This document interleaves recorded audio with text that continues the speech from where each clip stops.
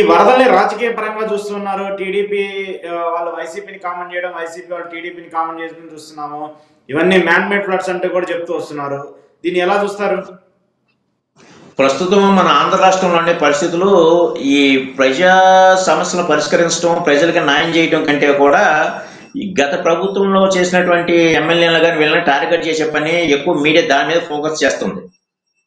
మరి ఇది నిజంగా వాళ్ళని తప్పుల్ని ఎత్తి చూపడం అంటారా, లేదంటే వాళ్ళని బ్లాక్మెయిల్ చేసేసి వారు సంపాదించిన అక్రమ సంపదలు వీళ్ళని వాటా తీసుకోవడం కోసం వీళ్ళు బ్లాక్మెయిల్ చేస్తారనేది అర్థం కావట్లేదు. మొన్న ఏదో హీరోయిన్ వచ్చిందని చెప్పి ఆ హీరోయిన్ మీద ఫోకస్ పెట్టారు. అదే టైంకి వరద ఇట్లా వస్తుందని చెప్పేసి అనౌన్స్ చేశారు. మరి ఆ కార్యాచరణ ఆపేసేసి ఎంతసేపు హీరోయిన్ ఏం కంప్లైంట్ ఇచ్చింది వైసీపీ నాయకుడి మీద అని చెప్పి మీడియా ఇదంతా కూడా చేయడానికి 1 డే వేస్ట్ అయిపోయింది. మరి నీకు వరదలు వస్తాయని చెప్పి పూర్తి ఇన్స్ట్రక్షన్స్ ఉన్నప్పుడు ప్రభుత్వం ఎందుకు చర్య తీసుకోలేదు? అప్పటి నుంచి ఎందుకు తీసుకోలేదు? పూర్తిగా మునిగిన తర్వాతే ఎందుకు చేశారు? దానికి ఒక 3.5 లక్షల మంది ప్రజలకే వీళ్ళు ఇన్ టైంలో సహాయ సహకారాలు అందించలేదంటే రాష్ట్ర వ్యాప్తంగా ఇలాంటి విపత్తు వస్తే ప్రభుత్వం ఏం చేయగలుగుద్ది? మొన్నటిదాకా వైసీపీ ఎమ్మెల్యేల పైన ఈ మహిళలకు సంబంధించిన కేసులు ఎక్కువగా చూస్తున్నాం. తాజాగా ఇందాక టీడీపీ ఎమ్మెల్యే మీద డైరెక్ట్ ఒక మహిళని ఆమెతో ఉంటూ డైరెక్ట్ గా వీడియో కూడా రిలీజ్ అయింది. దాని మీద చంద్రబాబు నాయుడు కూడా ఆగ్రహం వ్యక్తం చేసి ఆయన పార్టీ నుంచి సస్పెండ్ చేసిన పరిస్థితిని కూడా చూస్తున్నాం మనం. సో ఇదన్నీ చూసినప్పుడు రాజకీయ పరిస్థితులు ఎలా ఉన్నాయనిపిస్తుంది మీకు? సార్, ఏదైనా కానీ నాయకుడే కావచ్చు, కూడా ఎమ్మెల్యే కావచ్చు, కానీ కొన్ని వ్యక్తిగత బలహీనతల కారణంగా అది పర్సనల్ ఇష్యూగా చూడాలి తప్పించి ఒక ప్రజాసేవకుడికి ఇలాంటి విషయాలను ముడిపెట్టడం అనేది కరెక్ట్ కాదని నా యొక్క అభిప్రాయం అండి.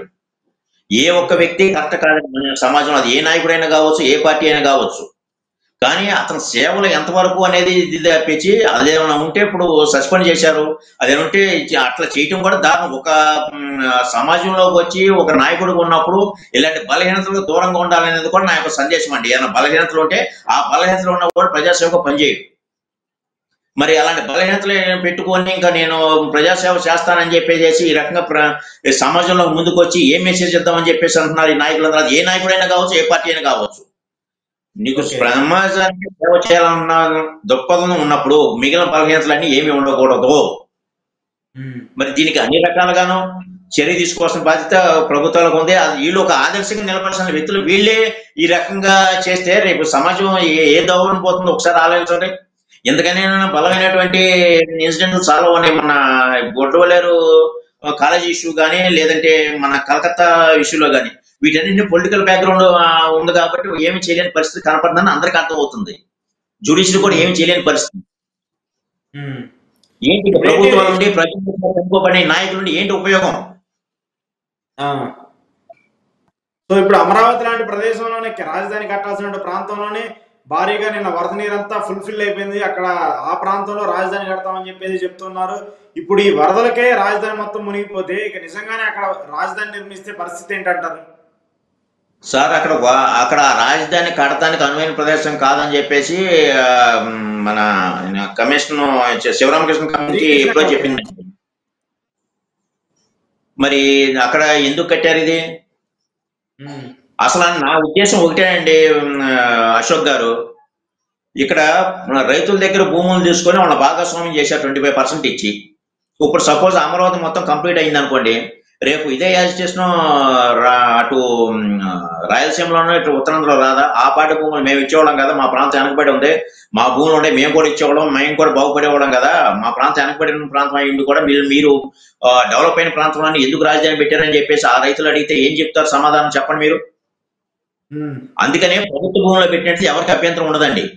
కానీ వీళ్ళు ప్రభుత్వ భూములు పెడితే రాజకీయం చేయడానికి కుదరదు కాబట్టి వీళ్ళు ఓన్ భూముల్లో రైతుల దగ్గర నుంచి భూములు తీసుకొని ఈ రకం వ్యాపారం చేసే కోణంలో ముందుకెళ్తున్నారు తప్పించి వీటన్నిటికీ ప్రజలే కారకులండి. ఇప్పుడు ఈ వరదలు కూడా నీరు సకాలంగా ఎందుకు వెళ్ళిపోవట్లేదంటే ప్రజలే కారణం. ఎందుకంటే వీళ్ళు తిన్నాయి పడేసిన అన్ని కూడా రోడ్డు మీద ఎట్టబడితే పడేస్తున్నారు. ప్లాస్టిక్ బాటిల్స్ కానీ, కొబ్బరి బండాలు కానీ, లేదా ప్లాస్టిక్ సంస్థలు కానీ, ఇవన్నీ కూడా.